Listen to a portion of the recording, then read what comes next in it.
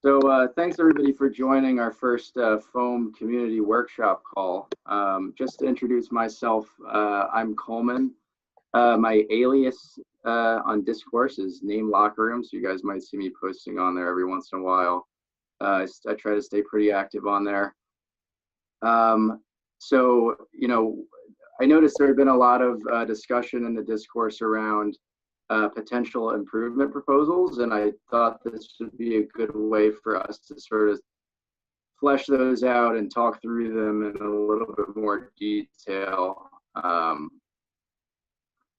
So I think to start, I'll just give us your name, and if you've got an alias on Twitter or Discourse, give us that too, and then we can get started. So Ryan, you want to go first?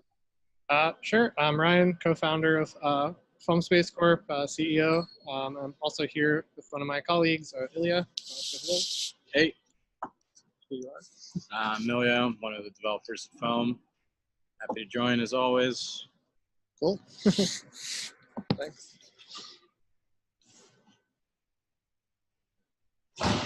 So anyone on the call who wants to introduce themselves, please feel free. Hey everybody, I'm Trent. That's my alias on pretty much any platform. I just use my name. I've been following Foam for a while now. Oh, the video's not on. And I may or may not be in the background of this call, just listening in. But yeah, super stoked to see what you guys are working on and staying up to date, because as always, it's one of my favorite projects. So awesome.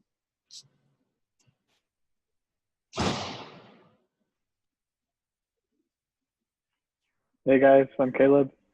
I've been on previous community calls and I post under Foam CF on the Discourse. It's great to be on the call, and I'm looking forward to sharing some information later.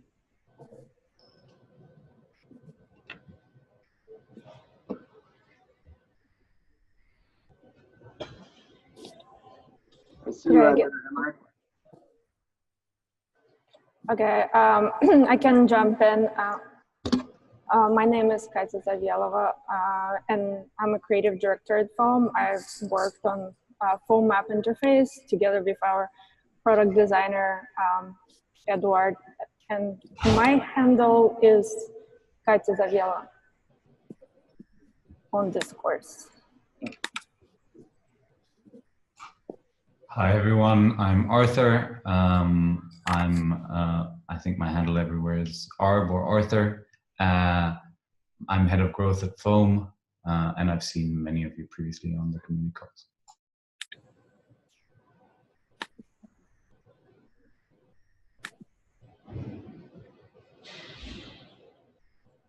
All right, if there's anybody else that wants to introduce themselves, feel free. Otherwise, we can just get started.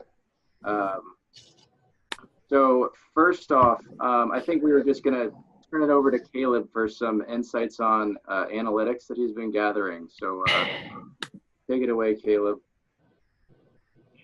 Thanks, Coleman. There's a link if anyone wants to follow along in the chat, but I'll share my screen as well. Just give me a second.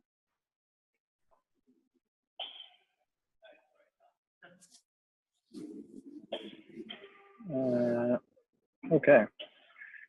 So the first thing to go over is kind of what's been happening with points on the map. And this chart kind of shows the life cycle of a point and what happens to the point. So there have been almost 9,000 points added, but currently on the map there are about 7,500 points. So, you know, 5 to 6% of points end up challenged, and 90% of challenges succeed, which is kind of two of the main takeaways. And then also 11% of the points on the map are unverified, so they're still in that first state. And what's not really visible on this diagram is the trend that points being removed by the owners it's still growing, but it's slowed down quite a bit. So it reached kind of 800 points removed by owners, but then, you know, in the past month or so, there have only been another kind of 90 added to that. So this right here is kind of has stopped growing. And then we see the points on the map are growing, and the percent of challenges and the success rate of challenges have pretty much remained consistent. So if we look at just points that have been added and kind of what the motivation of people are, we do see a lot of kind of points. Well, we see that the growth of points being added for proof of use has really tapered off and leveled off. Very, very recently, points added for other reasons have started to grow again. And I think that this is mostly driven by CryptoZen adding LabCore points after the NFT announcement for the April leaderboard. If we assume that everyone doing proof of use added their 10 points that they would be required, this right here would grow by another 5,000 points, so it's about double, or even more than double. But it seems like these original cartographers or these original token purchasers just aren't interested or haven't fulfilled their proof of use yet. So I'm not 100% sure, but I think proof of use might expire after 1 year, in which case we might not realize those points on the map. Yeah, that's correct. That the token controller has a sunset period from a year when the platform launched in September. Okay, so if we look a little bit more in depth at the kind of users who have added points, for the most part, it's people who purchase tokens. And token purchasers have added 91% of the points. And about 60% of token purchasers are active and 40% are inactive. And then I also have a category called active and benevolent, which means that they've added more than 10, a token purchaser that's added more than 10 points. And about 1/3 of token purchasers added more than their 10-point obligation. That they've never used it, or they're not actively using it? This means they've added 0 points. And active means they've added 1 or more points.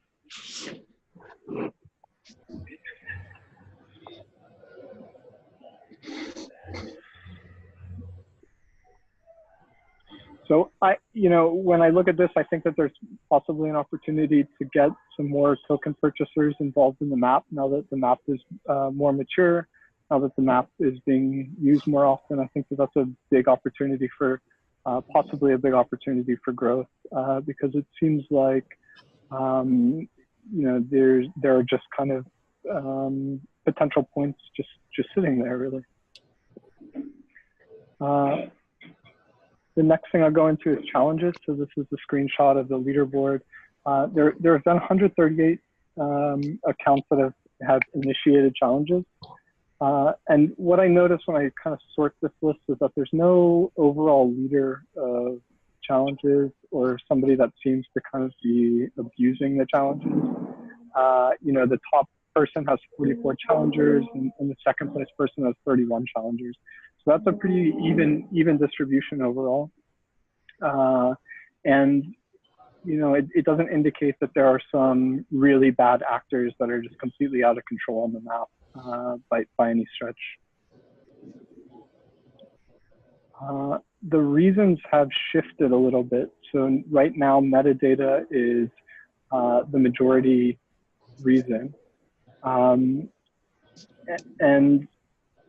maybe it's because of nitpicking, to be fair, it probably is a little bit of nitpicking on points. And so low quality metadata is currently the top reason for points to be challenged. And going through these challenge reasons, the most popular one is metadata, of course. But then the most successful one is when a point is in the wrong place. Second most successful is a duplicate point. And metadata is actually one of the lower success rates. And I find that interesting because it means that there is kind of, the voters are kind of challenging the challengers' reasons, especially on these kind of nitpicky points. And I think that that's a good sign. Overall, the success rate seems pretty high. But as you get something that's very, very improper for a point to be in the wrong location, down to kind of an unknown reason, you can see the success rate kind of drop off. So I think that when points are challenged for the right reasons and they're legitimate challenges, they're actually, successful. Hey, Caleb, before you go on, what is an invalid point count as? Is that So this would be like a restaurant that closed down, or maybe a flower in the park or something like that. gotcha? Okay.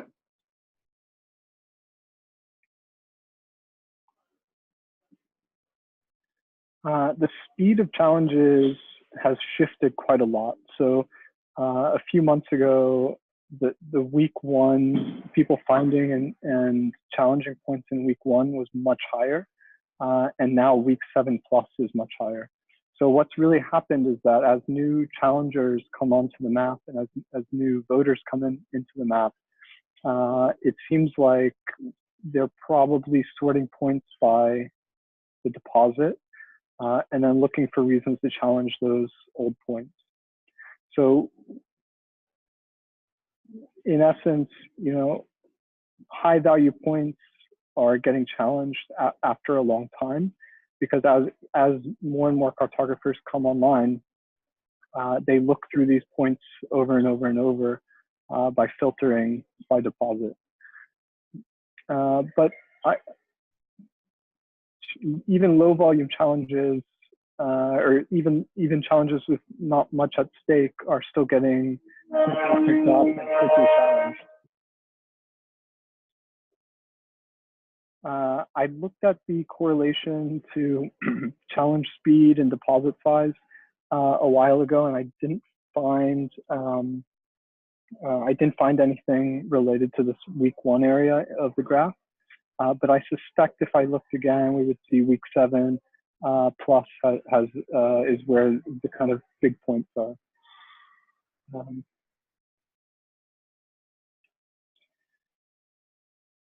So in terms of voting, there are 99 people that have voted on challenges. There have been a growing average number of voters per point, and there have been a growing average number of votes per point. So in terms of the tokens being used and in terms of the amount of people voting on points, those are both growing. Right? And we can see this also in the amount staked in the voting contract, which is like rapidly increased. And then some of the recent challenges are getting like 500,000 plus tokens in votes. And so that means that, not only have deposits increased, but they're also really being used in the voting process. And so it's not like somebody has just deposited all of their foam and isn't really doing anything with it. These are definitely being used for voting.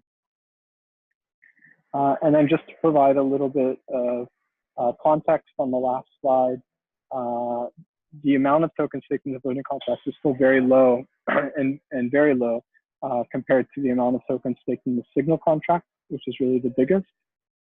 And then the registry contract is the second biggest.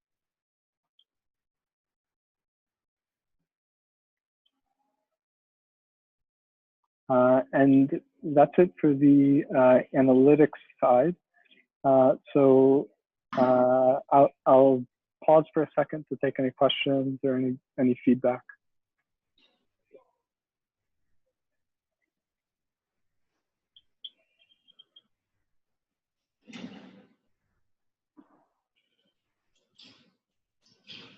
That was super interesting. Thank you. Yeah, thanks, Caleb. It's always great updated kind of statistics. Yeah, so, broadly speaking, from my point of view, the incentive mechanisms for challenging points and the kind of the balance between challengers and voters, it seems reasonable. Nothing seems really out of whack. necessarily. So we've been keeping an eye on the incentive of people to add points, and I think that that's the one area probably nobody is 100% sure about. But that said, the map continues to grow, points continue to be added, and there's not a huge imbalance between points that are added and challenged. So from that standpoint, I think it feels healthy. Is kind of my opinion. And then there have been kind of recent, discussions on the forums and in other places about, which points and which challenges are valid, which should be supported and which shouldn't be supported, including a really amazing forensic guide by Geo Peter, which went in depth about kind of how to discover information about the challenger or the person that initiated the challenge, and so on and so forth. So with that in mind, I've been working on some cartographer tools, and I wanted to show some rough mock-ups of them. This isn't the developed version, but rather kind of a rough and ready prototype. So I'll switch over to that now. So the foam tools have three main pages. They have points, which displays a table of points that can be filtered to show the state of the points, and it can be reordered to show how many tokens are staked in a point, and so on. This drills down into details about the point itself. So for example, if this point is challenged, it would show how many tokens are staked in the point, how much the challenge is for, why it's challenged, and a short history about the point. So in this fictitious point, someone added it. It was boosted by 600 foam, and then somebody challenged it for the full amount. So these avatars are the cartographers who made those actions. And then there's also a way to get to the map to interact with this point. The next section is challenges. And this shows a graphical overview of the challenges that are currently in the voting period, and the challenges that are currently in the reveal period. So this is a good way to kind of quickly see what's going on the challenge points, and also kind of what's sorely missing is more information about points that are in the reveal stage. So again, we can click on it and get details about individual challenges. So for example, when somebody commits a vote, how many tokens they committed, or when somebody reveals a vote,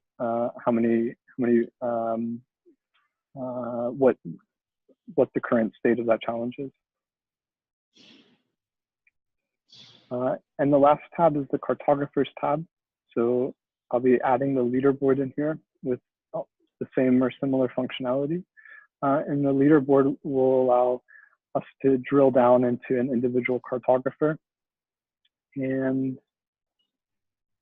hopefully this works. Okay. So it allows to drill into an individual cartographer. If they have a 3-box profile, it will load that profile information, provide some stats about them, and then also provide their history of what they've done, the points and challenges that they've interacted with. So this will make a lot of the forensic activity a little bit easier. You can see if somebody is kind of just challenging points, or an account is just challenging points for the sake of it, what their voting practices are like, and so on and so forth. So this will provide cartographers and voters and challengers with a little bit more details about what's going on, and a little bit more of a reputation system to see how people are acting on the map with their accounts. So if you have any feedback on this, this is in development now. We expect to release some version of it in the next kind of 2 weeks or so. And if you have any ideas or suggestions, you can pass them along to me directly. I have one question, if I have a time. I guess speaking of anomalies, we noticed, I guess, like one instance of like alarming behavior. That's when the challenger challenges the point and also immediately votes on the challenge with like really high amount of foam, basically trying, not giving the right to the voters to decide, but basically trying to like win, the challenge. Is that something that will be kind of like visible, through your challenger tools? Yes.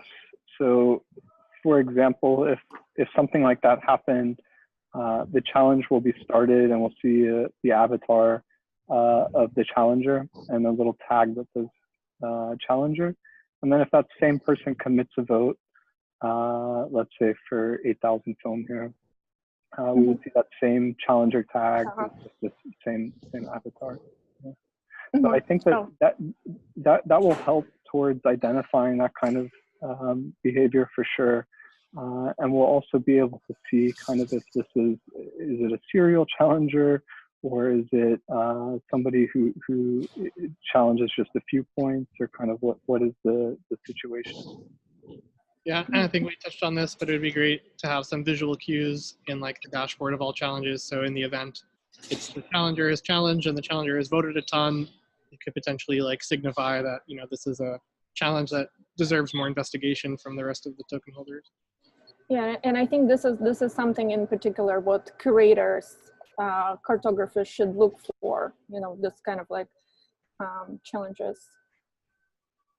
Yeah, it's amazing that the map is kind of has the activity on the map, and the activity from the community has kind of taken us to this point where we can get where we need such in-depth research. And I think that's a really good sign for the engagement of everyone here and the broader community. Yeah, that's definitely great that we're at this level. Yeah, Caleb, thank you so much for sharing this preview. And of course, anyone who has feedback, please share on the discourse or privately message us. But we'll have a dedicated call showing the kind of finished product as well in a few weeks. Thank you. Yeah, and so before we just transition to the rest of the call of the workshop function and proposals, I just wanted to give a bit more context about what the foam team is working on. We're of course working with Blocklytics on the services and tools that will be external, but some other exciting announcements just to make, as we've seen with like Block Cities is doing some external campaigns, and some other developers from Microsoft have been building tools for that to plug into our API. And so in the first few weeks of May, we'll be launching the Foam Developer Grant Program with an opportunity to be a recipient of Foam tokens to have a larger stake in the protocol for proposals to do things like either curation-based tools or external games, features, and applications. So excited to launch out that announcement. And just before we dive into the proposals, I wanted to add a few things we do have coming out already. One is some updates to the asset card and the vote reveal card so that it kind of incorporates some of the information in the email notifications about the outcome. So I know that's on the agenda, and that's going to be coming soon. And just in general, the kind of UX feedback is more like low-hanging fruit. So those are all like quite feasible for us to move forward on if there's consensus that it's needed. Obviously, changing the smart contracts is a different ballgame. And just the other feature that will be coming quite soon, which we were hoping to have released by now, is a 0x trading widget that will be within the map. So you can exchange tokens without leaving the map, but also as we start to target new users when they come into our new website that Katya has been leading, will be launched in a few weeks. Also be able to obtain tokens really easily within the map. It'll be connected to Radar Relay. There's been some delays due to actually the proof of use and the way our token is set up, that it kind of didn't play nice with the 0x protocol. So we've been working with their team over the last 2 months to fix that. So those are kind of the features coming in the next month, just to kind of frame where we are. And in terms of what the Foam team is doing in smart contracts, We've left the update path for the registry, so there's a way to improve those smart contracts. Smart contracts take many, many months to work on and get right and test. And so far, we've been working on the ones for foam proof of location and making a lot of exciting progress on our Plasma implementation. So zones will be connected to some Ethereum chain and be able to connect through Plasma. We just made that repository public last week. It's a foam Plasma MVP. In the next weeks ahead, we'll also have a front-end interface on the test net so you can practice using it. We can share that. So that's just kind of the context of what we're working on here at the core foam team, but it's really great to see the protocol really shift into the hands of the community. And with that, I'll bring it back to you, Colin, if you want to get started on the proposal process. Yeah, thanks, Ryan, and thank you, Caleb. So if you guys, you open up the group chat, you'll see a link to the Dropbox folder where I've posted a couple of different documents with the proposals. For the call, I think it'll be easiest just to go through the overview document, which is just a Word document listing each one of them. So I'm going to go ahead and also share it. So, but feel free to open it if you want to. So let me share my screen.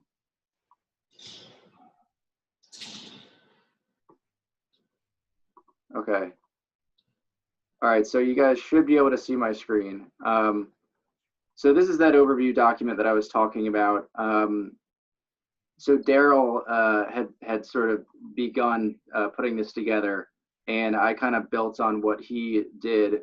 And what we did is we basically compiled a list of all of the different improvement proposals that we found on Discourse. And we found, I think there were really three main types, right? There was user, UX improvements to the front end, to the foam map itself. There were a couple of parameter adjustments. So just to remind you guys, there's 5 different parameters that exist in the foam map that the community actually will eventually have the ability to adjust on our own via a governance module that I believe is still in the pipeline. And then there were smart contract upgrades.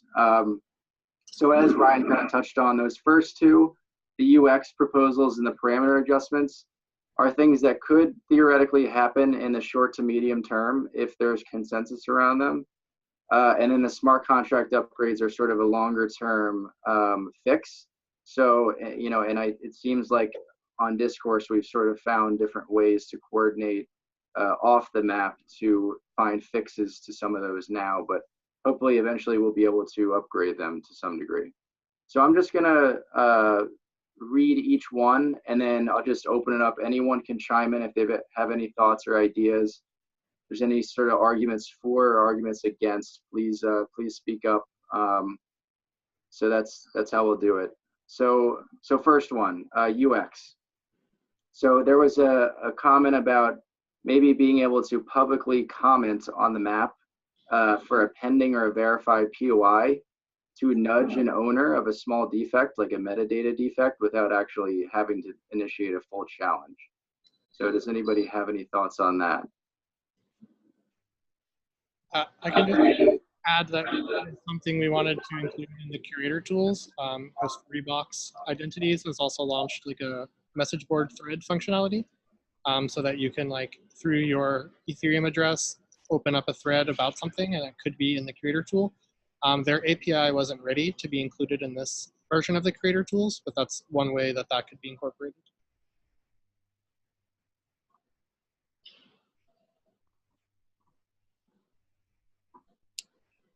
Yeah, I mean, I don't know if I see this as being the highest priority. It already seems like this sort of commenting on sort of small omissions in data and things is happening on Discourse. And I don't know if we want everything to happen inside of the map application. I think that's somewhat dangerous, and I don't know if it's really good practice. There's different forums that are good for different types of information. So that's kind of how I feel about it. I can comment. We had like earlier discussion in terms of have built-in chat, right, into full map.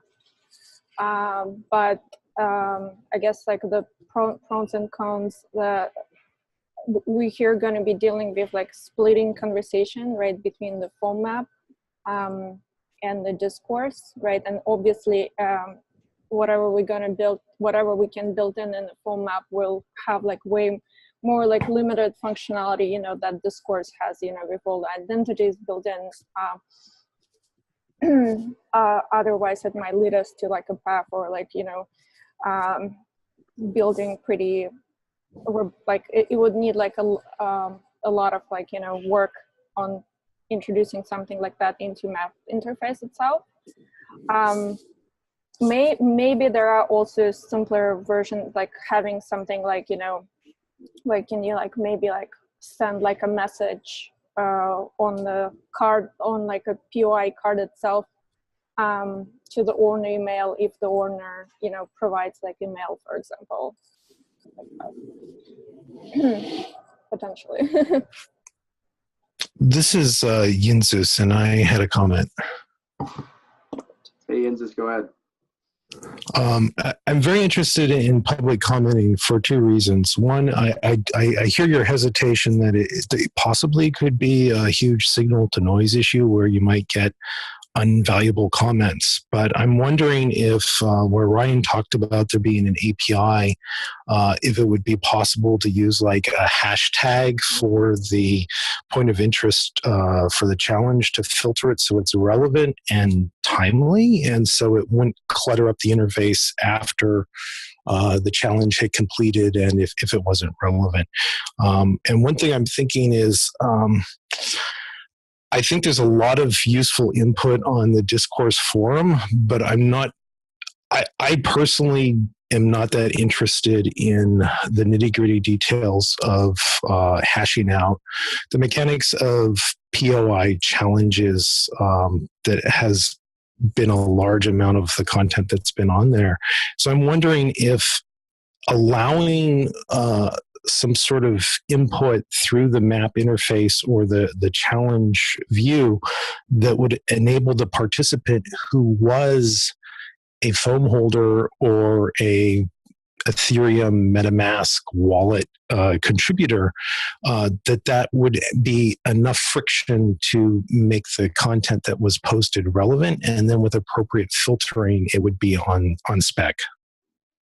That's my thought.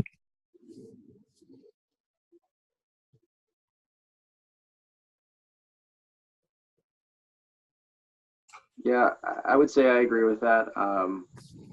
There was some way in the map for some sort of small commentary, then some of the discussion on discourse could migrate off of discourse, you know, for stuff that's more direct to the map.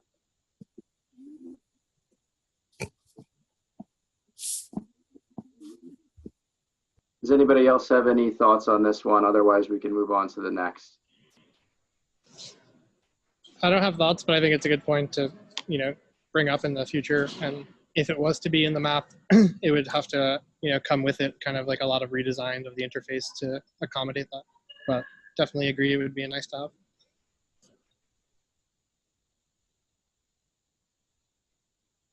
Okay. Yeah, I'm just taking notes here. All right, so the next one. There was a request to be able to kind of configure the UI in terms of how you know, the colors are displayed, having a day and night version. Is that something that is in the pipeline, or is that something that would be sort of completely new? Brian and Katya. It's not in the pipeline, but one of the users on Discourse, Kilo, had posted about it maybe a few days ago, requesting like a non-dark mode.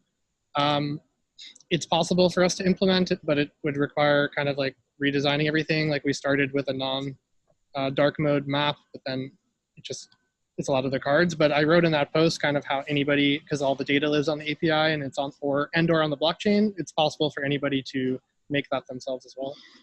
I mean, that actually would not take to, like, we actually would not need to design much because whatever the map scheme we're using, that's the Mapbox style, and like Mapbox has different styles. I guess here just like would be good to like kind of like a gauge you know, the amount of interest in it. If that's something really high priority, that like I think that could be definitely introduced.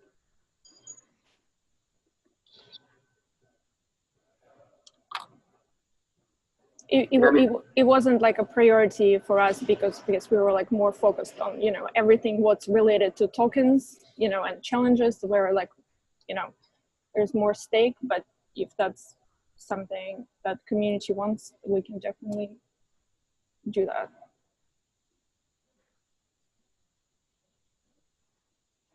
So personally, I think that, as you said, there's higher priorities in terms of the updates that need to be made to the user interface. But if it's not that difficult at some point to integrate that ability in, then, you know, why not, I guess. But that's where I stand. Anybody else have any ideas?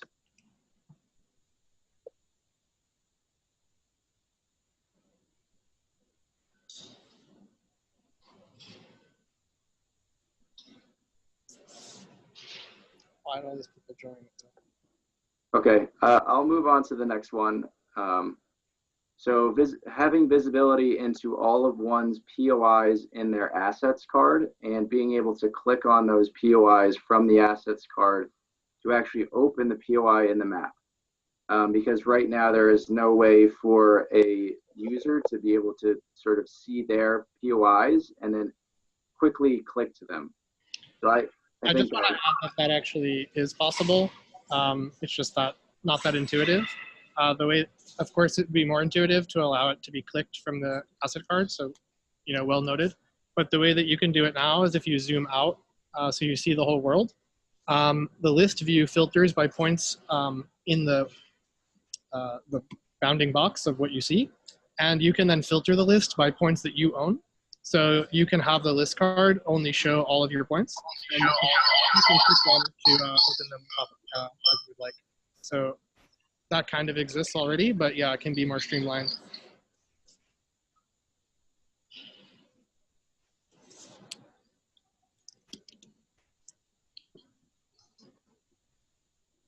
Any other thoughts?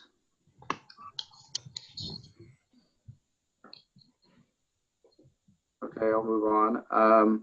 So being able to sort active challenges by the challenge deposit instead of the point deposit. Didn't really see this. Personally, I don't know if I see this as extremely high priority, but you know, just a matter of sort of adding in additional functionality that if that could be done at some point, more than that. I think I might have suggested this one, but the issue is that if you are a point verifier and you've zoomed out to see all of the points on the map and you want to sort the points by the challenge points by how much is kind of at risk, you might see a point that has 10,000 foam staked in it. That's challenged for 50 foam. And in that case, you know, your motivation to vote on the point or investigate the point or whatever is kind of minimal. And so what it kind of causes is extra kind of, you know, it's not the reward pool, the filter and sorting is not in line with kind of expectations where you would expect that the reward pool is what it's sorted by, but instead it's sorted by the point deposit, which is kind of separate to the challenge stake and reward pool. That's interesting. I think I misunderstood this when I wrote it down. I agree with that. I think it is a little bit confusing how, for example, if there's a point that has a 10,000 at stake and is challenged for 10,000, it shows up on the list as 0. So yeah, I think that is a little bit sort of, it's not intuitive right now in terms of the way that it's displayed. And I think that would definitely be helpful. That's my personal opinion. So I ran into this issue and I actually needed Ryan to explain it to me working on the Cartographer Tools. And, you know, the thing is that I think that each point has kind of a stake in it. And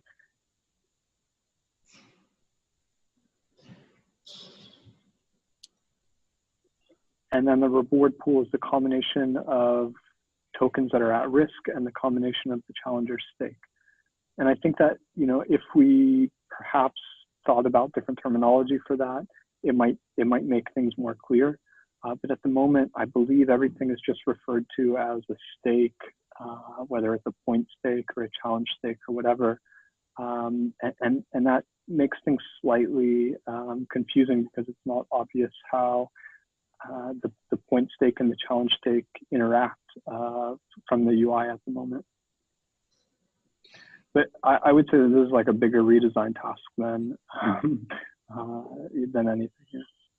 We actually right now are redesigning the challenge card, which kind of gonna have different ways of displaying information, kind of adding more tabs that kind of provides more information about like the voting, like separating the voting pool, right? Kind of like showing it more explicit. And like highlighting like the challenge stake as well. We can share those designs on Discourse if that would be helpful. I would love to see, especially for the cartographer tools, it makes sense to kind of use the same terminology and do it the same way to kind of further reduce the complexity or confusion.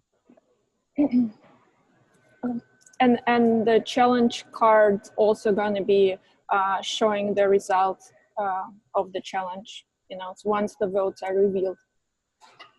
So that's.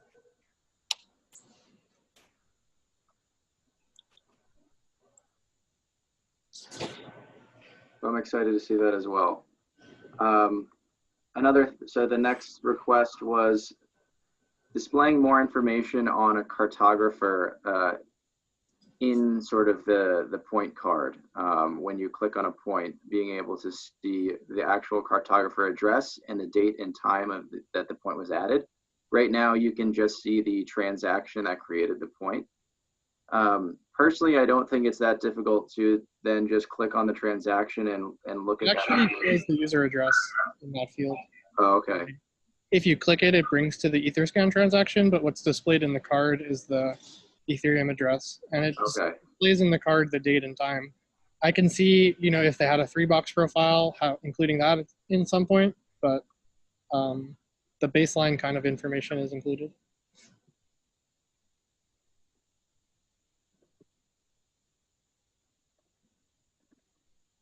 And it seems like kind of what Caleb is working on with the cartographer, you know, being able to view the actual cartographer information sort of helps with this issue. So the next request was not showing blank values if there's missing metadata. So for example, if there's a missing phone number or a missing website, then it just doesn't show that section altogether instead of showing the section with a null value. Yeah, that makes sense. I think it's a good idea given that, you know, I saw a point of interest that was like called the great place to sit, and it seemed like it was a good place to sit. So it's a great point of interest, but it was challenged off the map for not having a phone number.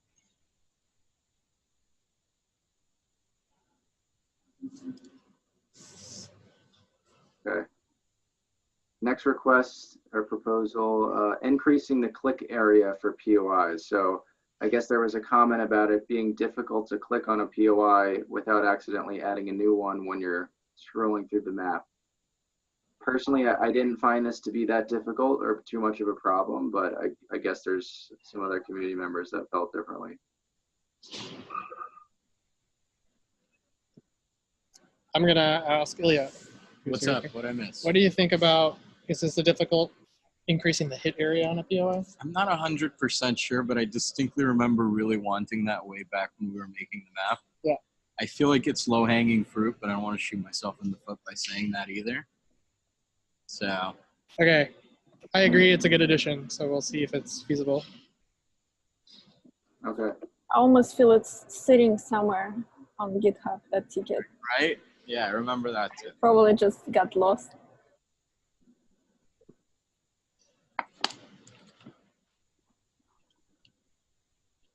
Okay, the next proposal is formatting numbers to drop decimals, commas, or local equivalents, this may have also been sort of regarding being able to configure whether or not it shows decimals or commas. So in terms of the way that numbers are displayed in the map.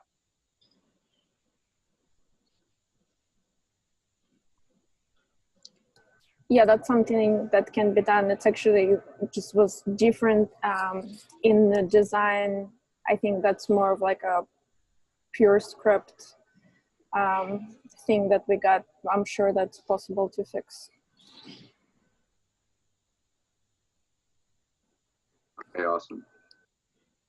Having more visibility to POIs when zoomed out. This is definitely something I noticed where if you are looking at, sort of a 100-mile view of the map, you can't see the POIs anymore. So I don't know if there's some sort of intuitive way to display POIs at a distance or not. But personally, I think that would be nice potentially. So I don't know if anyone else has any thoughts about that. Chime in. I guess question to Ilya. Do I think that has to do something with the loading, that we have like a limitation? We're only showing like 100 POIs in the viewport. Yeah, so that's actually to stop your browser from grinding to a halt when it has to show 9,000 points or something like that all at once. But I think the bigger thing for visibility would be to just make the actual like little circle bigger, just so you can see at least like what area you're centered around, maybe.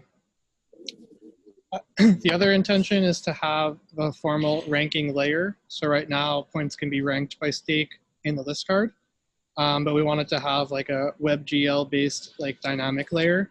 And the example we're looking at can be found on the website deck.gl. There's this kind of like 3D line graph model made by Uber that we wanted to implement so that you can see points from really far away, but also be able to see like which have the higher stake and which don't. The fact of the matter is to like implement like a new WebGL layer is like more than 1 month of work. So for us, it's not the priority at the moment. We'd be happy to support anyone who wants to take it up. Or yeah, there needs to be some sort of like, we talked about that from the very beginning, some sort of like an aggregation script, which only shows like on the global zoom level only shows you like the kind of like the 1 point per like a group of points, something what like, I don't know, like those like scooter platforms show. But yeah, I think for that, it would be good if we can find the developer, or like that could be like a good thing for the developer brand.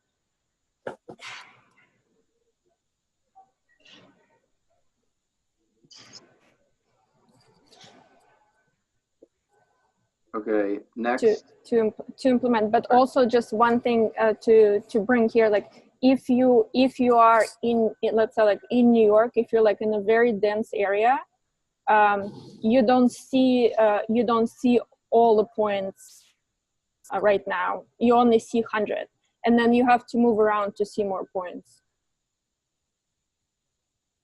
So that's also, be aware of that fact.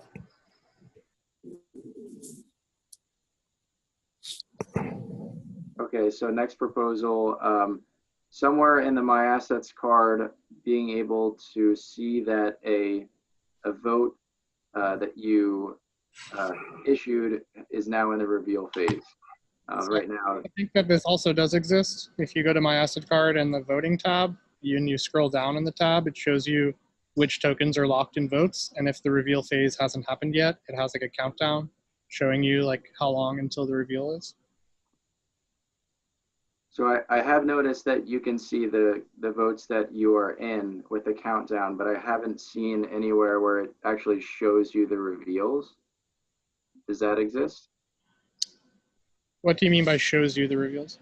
Like it'll still show you the vote, because right now when the reveal phase starts, it looks like the vote disappears from the voting tab, but maybe I'm wrong. No, you might be correct. That's a good point. Yeah, that's the kind of thing. If it's the case, we can like wire it to remain, like I think fairly easily. Sorry, what do we want to show? Right. So instead of, so in the voting tab on the My Assets card, right now you can see challenges that you voted on, but once the reveal period starts, the vote in the My Assets card disappears. So you can't see it anymore. So being able to sort of see in a different way, I don't know if it can display as another color or something, but votes that have entered the reveal phase, so you can know which you have to go and reveal. Mm-hmm. Yeah, okay, that's a good point. Yeah. I don't think it's necessary though. Like if you're already storing the reveal phrase in the local cache. This is an old suggestion. So now that we've already stored the reveal phrase in the local cache, there's no reason for us to necessarily show it. I think the concern is just that you have to navigate to that point. Yeah. So like, how do you quickly, or how do you remember which? I mean, right now, what I do is I just use the email notifications. But if you don't use that, then how do you know and navigate back to your point quickly once the reveal phase starts? Yeah. Okay. Mm-hmm. Well, one of the solutions going to be just to go to the list card and use the sorting That's true. to find there are like challenged by me, voted by me points. You can filter by voted by me and then click on that point in the list. So that's like the current solution.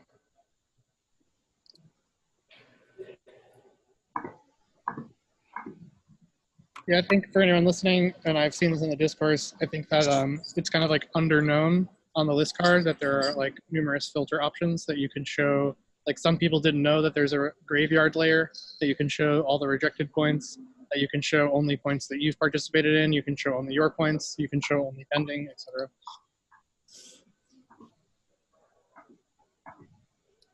Yeah, maybe where is the best place to post that screenshot, for example?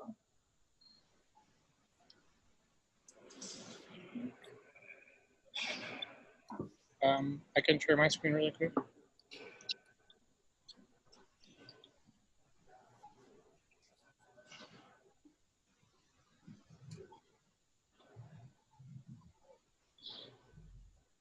I mean, I had it open. If you want, I can share.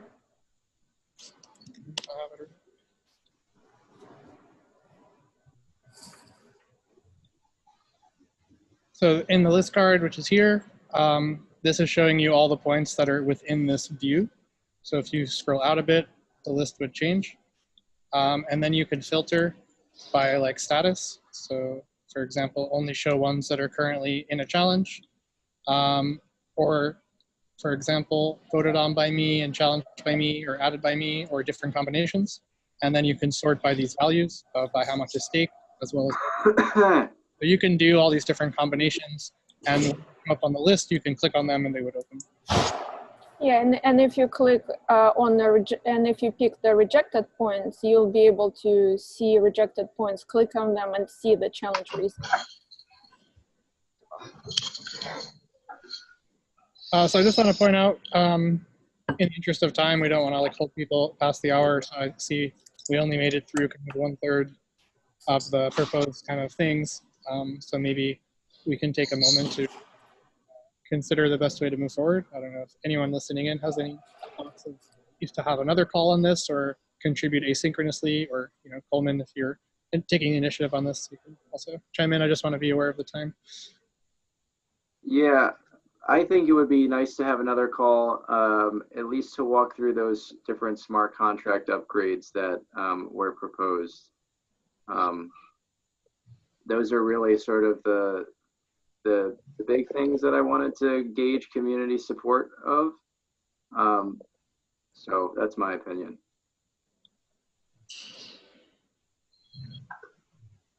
I'm just wondering, parameter adjustments were kind of the next one, and that's one of the easier things for us to change as a community. As far as I understand, we have the ability to change things like the minimum deposit, the reveal period, and so on and so forth. And I'm wondering if anybody on the call thinks that there is room for parameter adjustments, which are much, much easier than smart contract upgrades and even to an extent UX upgrades.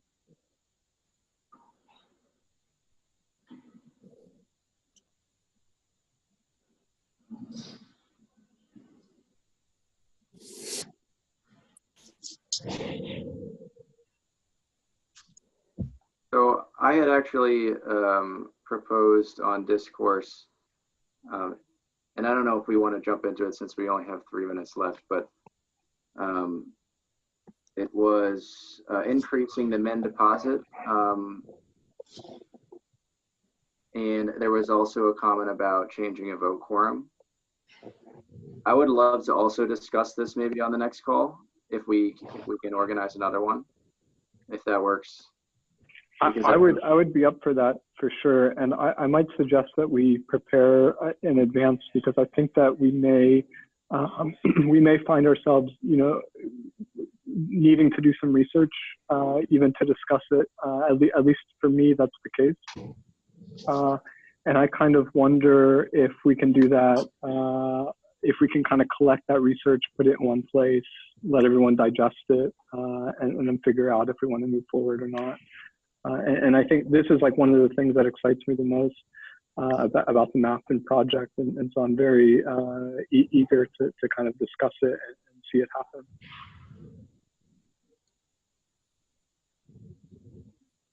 I think that's a great idea too. I will definitely do some research and post whatever I find on Discourse. Yeah. This is Yinzus again. I had just one quick comment before we leave the UX, and it looks like we're ending the call, which is the more visibility when POI is zoomed out, and the bullet item different icons for POIs depending on tags. And I think the key concept that's sort of being alluded to there is we have consumers and producers that are using the foam ecosystem, and I believe that if we realize this, that we can focus on how the UX is intended to be used. And so if you're looking for a restaurant in an area, or you only want to see restaurants, then that could be used as a filter. And of course, having icons that might distinguish that would be useful. But we should be mindful that there are going to be producers that are using the phone map to produce and interact with it. And then there's people that just need to check something fast or just want a category of information. And we shouldn't confuse the consumer use of foam with the very technical and overarching high-level view that we may be providing for the producer view. Yeah, that's a really good point, and something we would love to see somebody build, even potentially through a Foam Developer Grant, is like a standalone, different version of the map, maybe just for consumers. So that could be much more friendlier with different icons, but also could be a place where this gas abstraction comes into play. So, anybody could build an app that recreates the TCR, but kind of has a different interface and abstracts away the way you interact with it. So it's definitely in the realm of possibility. Hi, this is Regan here. So in continuation with the previous question, like if it would be possible in the future, like to build a version of the map for a specific purpose. So will it be possible to completely have a different version, in the sense like instead of having the same set of POIs that we currently have, if an organization wants to build a private version of a map on top of Foam, will it be possible for them to completely have different set of POIs for their own purpose and restricted only for their own use? Yep, that's completely possible. There's somebody on our Discourse from the Streamer community. Streamer takes streaming IoT data and makes it available on the blockchain. and they use the Foam API and developer tools to make their own version of the map. And the points that you see on their map were the actual IoT sensors, and they had like a white kind of themed map. So it's possible for anyone today to use the Foam developer tools to make a Web3 application with a map. That's kind of what the cryptospatial coordinate and the spatial index tools are about. You can also fork the Foam registry and host your own map with different POIs, or use the same kind of mechanism to track some different kind of data and have it display on a map. So it's completely possible to build your own standalone map with different data, or also displaying the Foam data in a different way. Okay, and I actually started a discussion about Foam having its own blockchain. So it was like a few months ago. So the point was like whether it will be possible to ensure proper productivity for the map, like running zones and all those things. But with the possibility of expansion, like having different versions of the map and different use cases that can be built on top of Foam, is it still like an option to have Foam as a standalone blockchain? Yes, it's possible. For now, we see like Ethereum as like the only production-ready smart contract platform. And as I mentioned earlier in the call, for the zone anchor aspects, we're using a Plasma implementation. So that means you stake tokens on Ethereum and it gives you access to run a Tendermint chain in your zone. But it's totally possible that that root chain is not Ethereum. It could be a specific chain, or it could be a Cosmos space zone. So that's not set in stone. So yeah, it kind of is like its own chain in that every zone is running its own Tendermint tied to the root chain. Right now, we're thinking of the root chain as Ethereum. It's totally possible that root chain is Cosmos or Dfinity or a Foam-specific chain as well. Okay, thank you. And I just wanted to mention that I listened to your Into the Ether podcast, and it was like one of the best that you have given. And I wish that the community shares that podcast more, that like people, the community to have like it'll be very useful. It's a bit of a background noise, so it's hard to hear you, but thanks for listening to the podcast. Okay, thank you.